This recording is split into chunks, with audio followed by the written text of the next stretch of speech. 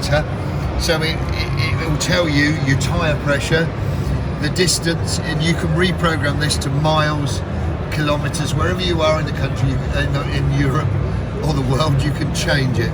So it's going to give you information about how far you can go, what fuel you're using, when you need to fill up, what your tyre pressures are, what trip meters, and you've got 2 trip meters you can pop in and out of. Again, it's controlled from here, so you can jump in and out. Your standard speedo, our customers like this analog readout, so why would we change it if that's what they want? So we've got this on this side, obviously a really big sat-nav system, and that's your information window. I can go into there and play.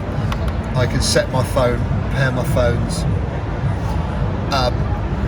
You can completely set the system up for your phone, so it just picks it up as soon as you're there. On the bike it will just go. You can change a lot of stuff in the settings. It comes with an auto cancel on the indicator. If you want that, you can turn it on or off. If you don't like it, turn it off. Idle stop, obviously the same. Get to the traffic lights, the bike will stop. If you don't want that, turn it off. This is quite a good feature on the Gold Wing.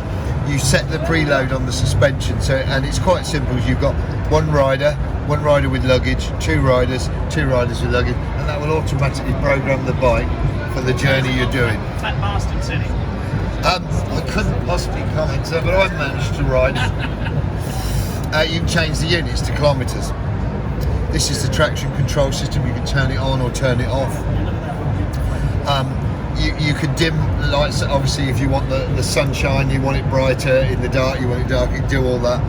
Day and modes, how bright it goes. External amplifier, I've never used it, but apparently the Americans like it. And the headlight opening is a setting when you turn it on, whether you want the light to come on or not. So they're the things you can actually change on the main bike before you even start. The audio system is quite good. You can change all the pitches, bass, treble, fader, front, back, general settings. This just applies to your language, the clock and the system information. There's your Apple CarPlay, so if you've got an Apple phone, just plug it in and play your own music, or play your own, use your own sat-nav. Obviously the favourite thing, the system reset when you've gone too far. And this just goes into the, I want to reset my app, or if somebody else has changed the phone, or you want to change it. Is this one electronic? Yeah. Screen will go up, we'll show you in a minute. Your Bluetooth settings, obviously your phone pairing. Does it have Apple CarPlay? Yes, it does. Yeah. Private mode.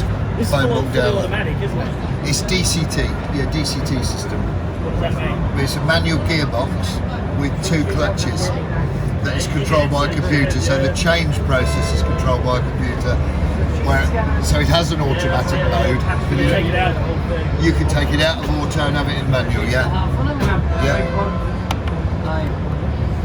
So all your settings on there that you change are all in there, and then we just go back to the navigation.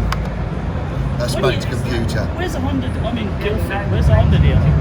Look, probably there would be your nearest. I'd love to test ride one. You should, and if you ride it, you need to ride it for more than a day. Well, I do 10 to 12,000 miles a year on bikes. Well, that's good then. So you'd get the benefit of this.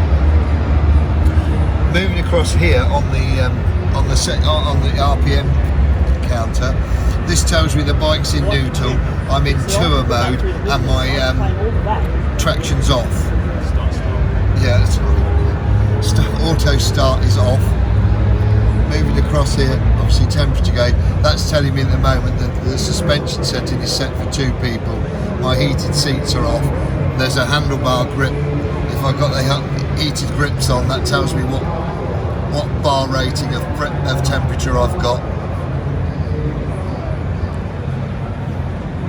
So that's right the way across.